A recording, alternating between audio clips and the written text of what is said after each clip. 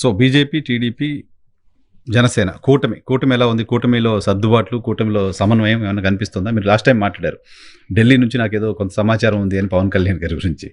So ఇప్పుడు ఏంటి కూటమి ఎలా అనిపిస్తుంది సమన్వయం? నాకున్న సమాచారం ప్రకారం 2027 ఉగాదికి లోకేష్ని చీఫ్ మినిస్టర్ చేయబోతున్నారు. ఏం సార్ చాలా పెద్ద స్టేట్మెంట్ ఇస్తున్నారు. సో ఢిల్లీలో, నాగ్పూర్లో జరిగినటువంటి డిస్కషన్స్, దాని అవుట్కమ్స్, ప్రధానమంత్రి కానీ ఇంకా మిగిలినటువంటి వాళ్ళు కానీ ఇన్ ప్రిన్సిపల్ అగ్రీ అయినట్టు వారు ఆల్మోస్ట్ ఇదే బెటర్ ప్రపోజిషన్ అని అనుకున్నట్టు. కాబట్టి 2027 ఉగాదిని ముహూర్తంగా పెట్టుకున్నట్టు నాకు అందినటువంటి సమాచారం. పవన్ కళ్యాణ్ ఏమైపోవాలి? సో అంటే పవన్ కళ్యాణ్ అనేది అదొక పార్టీ, ఆ పార్టీ ఒక ఐడియాలజీతో ఏర్పడింది అని నేను అనుకోవడంలా. ఎందుకంటే అది చంద్రబాబు నాయుడు కోసం ఏర్పాటు చేయబడిన పార్టీ.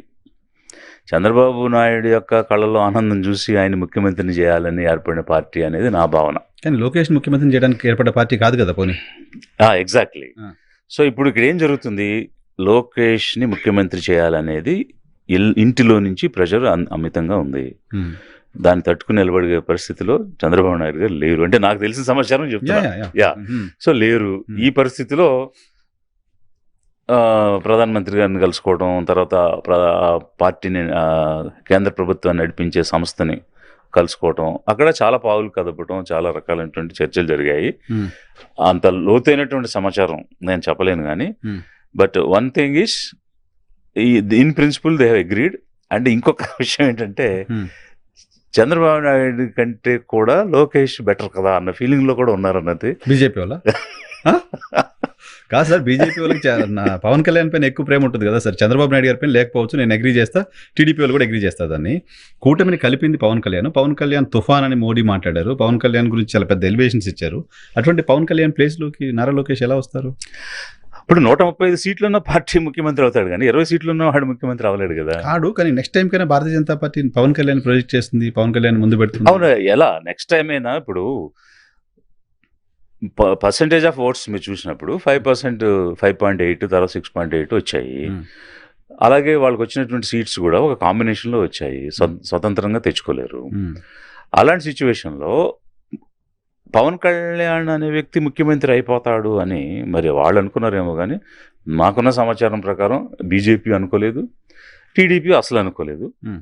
ప్లస్ ఇండిపెండెంట్గా 135 సీట్స్తో హాఫ్ మార్క్ బయట ఉన్నటువంటి టీడీపీ వాళ్ళు సీఎంలు అవుతారు కానీ పక్కనున్న పార్టీకి సీఎం ఎట్లా ఇస్తారు? కానీ చంద్రబాబు తర్వాత అయినా పవన్ కళ్యాణ్ 2 ఏళ్ళన్నా ముఖ్యమంత్రిగా ఉండాలి అనేది కాపులు బలంగా కోరుకుంటున్న మాట.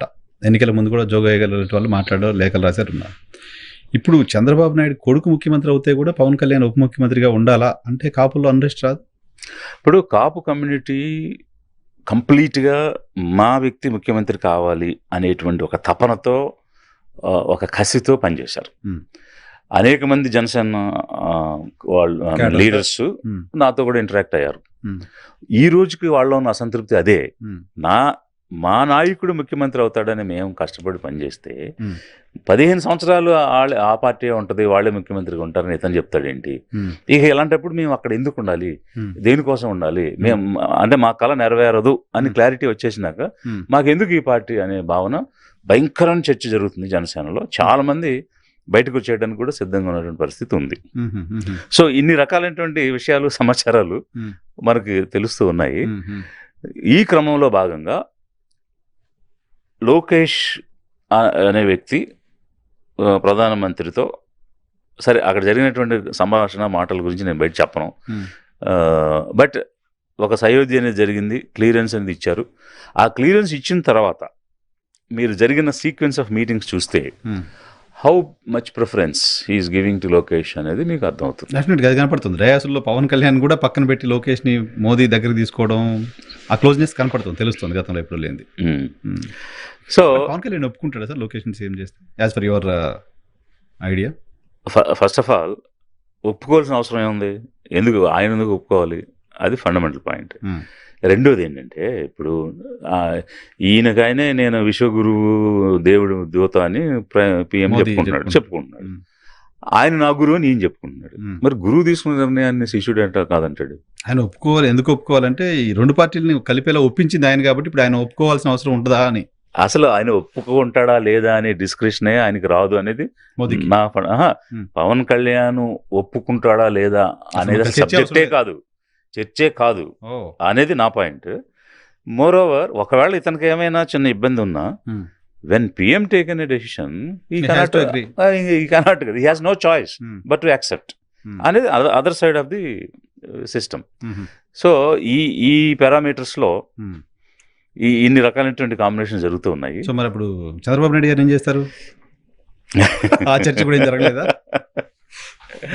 ఉంది, అది కూడా ఉంది. ఉపరాష్ట్రపతి ఆయన ఉంది ఉంది ఇంకా చాలా ఉంది. అలా అనుకుంటే రాష్ట్రపతి ఎవరు అవుతారు అనేది కూడా ఉంది. సో అన్ని విషయాలు మనం ఇప్పుడే చెప్పడం కాదు. అయితే ఇప్పుడు ఈ మీరు ముఖ్యమంత్రి కాపులు కాంబినేషన్ వచ్చింది కాబట్టి సునీల్ కుమార్ గారు నేను ఒక ప్రపోజల్ ఇచ్చారు. కాపులు దళితులు కలిస్తే కాంబినేషన్ బాగుంటుంది, కాపులు ముఖ్యమంత్రి కావాలి, దళితులు ఉప ముఖ్యమంత్రి కావాలి అని ఒక కమెంట్ చేశారు. దానిపై రాజకీయంగా కూడా చాలా ఇష్యూస్ నడుస్తుంది. సో ఆ కమెంట్ని మీరు ఎలా చూస్తారు? ఫస్ట్ పాయింట్ ఏంటంటే ఇలా కాస్ట్ రిలేటెడ్గా అనేది కనుక మనం తీసుకుంటే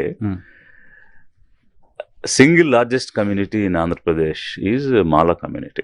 మొత్తం ఎంటైర్ పాపులేషన్లో అంటే ఈచ్ కాస్ట్ ఒక కాస్ట్గా మనం తీసుకుంటే కనుక సింగిల్ లార్జెస్ట్ కమ్యూనిటీ వచ్చి 9.89%, అంటే నియర్లీ 10% ఉన్నటువంటి కమ్యూనిటీ మాల కమ్యూనిటీ.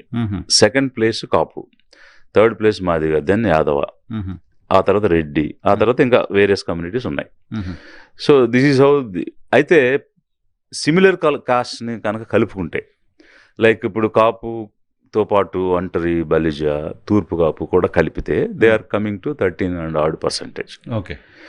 సో ఆ విధంగా మేమంతా కాపులమే, మేమంతా ఒకటే కమ్యూనిటీ అని వాళ్ళు క్లెయిమ్ చేస్తూ సో దే ఆర్ పోజింగ్. అంటే రియాలిటీలో బిలో 14% ఉన్నారు, బట్ పబ్లిక్గా మేము 19 ఉన్నాం, 20 ఉన్నాం అని చెప్తున్నారు. It's not true. Okay, they are 14 that's all. Max is 14. Then అలాంటప్పుడు సిమిలర్ కమ్యూనిటీస్ అంటే ఇప్పుడు షెడ్యూల్ కాస్ట్లో ఉన్న కమ్యూనిటీస్ అన్ని తీసుకుంటే ఇట్ ఈస్ క్రాసింగ్ 19%, అంటే యావరేజ్గా 20% ఉంటారు, ఇంక్లూడింగ్ ద క్రిస్టియన్, హిందూ, అన్ని రిలీజియన్స్లో ఉన్న వాళ్ళు కలుపుకుంటే. So 1/5 of the population are this scheduled caste కమ్యూనిటీస్లో ఉన్నవాళ్ళు. సో అలాంటప్పుడు మరి democracy means what? Majority means what? Numbers. So numbers speaks democracy. కాబట్టి అలాంటప్పుడు ఖచ్చితంగా విడిపోయిన ఆంధ్రప్రదేశ్కి ముఖ్యమంత్రి షెడ్యూల్ కాస్ట్ నుంచి అవ్వాలి, if you go by majority and if you go by community, because they get the precedence. First అవకాశం వాళ్ళకి రావాలి. Numbers, as for democracy, as for numbers మొదటి అవకాశం రావాలి. అప్పుడు ఎస్సీస్ నుంచి ముఖ్యమంత్రి అయితే కాపుల నుంచి ఉప ముఖ్యమంత్రి అవడం అనేది సమంజసం. ముఖ్యమంత్రినా ఇంకా వాళ్ళు ముఖ్యమంత్రి దాకా రావచ్చు. అంటే మీరు ఈ కాంబినేషన్ వెళ్ళినప్పుడు సునీల్ గారు కాంబినేషన్ మరి ఆయన ఎందుకు మాట్లాడుతారు? అది నాట్ ఏ పొలిటికల్ పార్టీ, అదే అంటే ఒకవేళ ఆ డైమెన్షన్స్ లో కనుక మనం చూస్తే అది జరగాలి. సో అంటే ఇప్పుడు వేరియస్ రీజన్స్ ఉంటాయి కదా. ఒక పర్సన్ సీఎం అవ్వాలంటే ability, knowledge, experience, political maneuvering ఇవన్నీ ఉంటాయి కదా. సో 20% పాపులేషన్ బ్యాక్వర్డ్ కమ్యూనిటీస్, ఎస్సీస్ కమ్యూనిటీస్ నుంచి ఉండి ఆ స్థాయిలో ప్రెజర్ చేయలేకపోతున్నారు సార్ పార్టీల పైన. డెఫినెట్ గా కనీసం స్టేక్ తీసుకోలేకపోతున్నారు. చైర్ ఓకే, తర్వాత విషయం స్టేక్ తీసుకోలేకపోతున్నారు. కేవలం ఈ వాట్సాప్ లో మెసేజ్లు పెట్టుకోవడం, ఎక్కడైనా గొడవ వచ్చినప్పుడు అరుచుకోవడం తప్ప they are not able to yield any power, they are not able to command anything. అసలు ఫండమెంటల్ ప్రాబ్లమ్స్ ఉన్నాయండి. అదేమిటంటే ఒక న్యూన్యతా భావంలో ఉన్నారు ఈ కమ్యూనిటీస్. మేము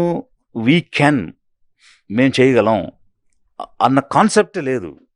ఆ పారాడైమ్ షిఫ్ట్, ఆ థాట్ ప్రాసెస్లోకి రాలేకపోతున్నారు సార్. ఇప్పుడు మన దక్షిణ భారతదేశంలో కాస్త అడ్వాన్స్గా ఉంటామని పేరు కదా. ఉత్తర భారతదేశంలో, ఉత్తరప్రదేశ్ లాంటి చోట్ల ఎప్పుడో 30 ఏళ్ల క్రితం ఆ చైతన్యం వచ్చింది. మన దగ్గర ఇప్పటికీ రాకపోవడానికి రీజన్ ఏంటి? It's purely we have to go in to the history. తరతరాలుగా 90% అంటే 80% మంది శూద్రుల్ని, 50% మంది మహిళల్ని బానిసలుగా పెట్టింది సమాజం. అది ఎన్ని సంవత్సరాలు? ఇంచుమించు 2000 సంవత్సరాలు. సో అంటే ఎన్ని జనరేషన్స్ మారిపోయి ఉంటుంది. ఒక జనరేషన్ తర్వాత ఇంకో జనరేషన్కి ఏం నేర్పించారంటే you have to be submissive, నువ్వు అణిగి మణిగి ఉండాలి, తలదించుకుని ఉండాలి, కూలి పనులు చేయాలి, ఊడిగం చేయాలి, బానిసత్వం. వృత్తి పనులు చేయాలి, కుండలు తయారు చేయాలి, వడ్రంగి పని చేయాలి, కంసాలి పని చేయాలి, ఇట్లా గొర్రెలను పెంచాలి, లేకపోతే మేకలను పెంచాలి, ఇట్లా నేర్పించారు కదా. ఒకవేళ కొత్త జనరేషన్ క్వశ్చన్ చేస్తుంది, ఇంట్లో కూడా క్వశ్చన్ చేస్తుంది. ఎవడో వచ్చి అరే ఇప్పుడు 18 సంవత్సరాలు వచ్చి అరే అని పిలిచినప్పుడు ఏంటి నాన్న ఆడేవాడు దాంట్లో పిలుస్తాడు నిన్న అంటే ఆ తండ్రి ఏం చెప్తాడు, అయ్యా నువ్వు అలా అనకూడదు, వాళ్ళు ఎదిరించకూడదు, మనం వాళ్ళు అంటారు మనం పడాలి, వాళ్ళు అనేవాళ్ళు మనం పడేవాళ్ళు అనేటువంటిది నేర్పించారు. అది తెలియకుండా కల్చర్లో ఎంబైబ్ అయిపోయి ఆ క్వశ్చనింగ్ అనేది, రిటాలియేషన్ అనేది, రెవల్యూషన్ అనేది సప్రెస్ అయిపోయింది.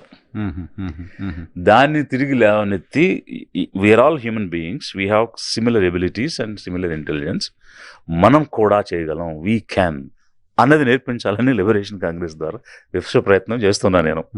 చేయాలి మీ ప్రయత్నం. నా పాయింట్ ఏంటంటే యూపీ మోస్ట్ బ్యాక్వర్డ్, వాళ్ళలో అంత చేతిని అప్పుడు అక్కడ కూడా ఉంది కదా, అక్కడ బ్రాహ్మణ అంటే ఏమైంది, అక్కడ కన్సాలిడేషన్ ఆఫ్ ఓట్స్ జరిగింది. సో ఫైనలీ వీటన్నిటికీ ఆన్సర్ ఏంటి, ఓటు కన్సాలిడేషన్. ఓటు వేస్తేనే పరిష్కారం. ఆ ఓటు వేసే దగ్గర వీళ్ళు కన్సాలిడేట్ కాలేకపోతున్నారు, ఆ సంఖ్యలు తెంచుకోలేకపోతున్నారు, ఏదో పార్టీ గుప్పెట్లో ఉండిపోతున్నారు. సో దట్స్ వై నేను పదే ఏం చెప్తున్నానంటే, ముందు మీరు సంఖ్యలు తెంచుకోండి, ఏ పార్టీ వైపుకి వెళ్తారో తర్వాత చూద్దాం. ముందు ఈ పెత్తందారుల పార్టీల నుంచి మీ సంఖ్యలు తెంచుకోండి. మిమ్మల్ని ఎవరైతే ఏలుతున్నారో, మిమ్మల్ని ఎవరైతే అణిచివేత చేస్తున్నారో, అప్రెస్ చేస్తున్నారో వాళ్ళకి ఓట్లేసి మళ్ళీ వాళ్ళతో అప్రెస్ చేయించుకోవద్దు. ఈ 8 yearsగా వాళ్ళకి ఓటేసి వాళ్ళతోనే మీరు అణిచివేత చేయించుకుంటున్నారు కదా. ముందు తొక్కండి బాబు అని మనమే అవకాశం ఇస్తున్నాం, నువ్వు అధికారం ఇచ్చి కూర్చోబెట్టి మళ్ళీ వాటితో తొక్కించుకుంటున్నాం. దాన్ని బ్రేక్ చేయండి ఫస్ట్. ఏ పార్టీకి వేస్తారో తర్వాత చూద్దాం.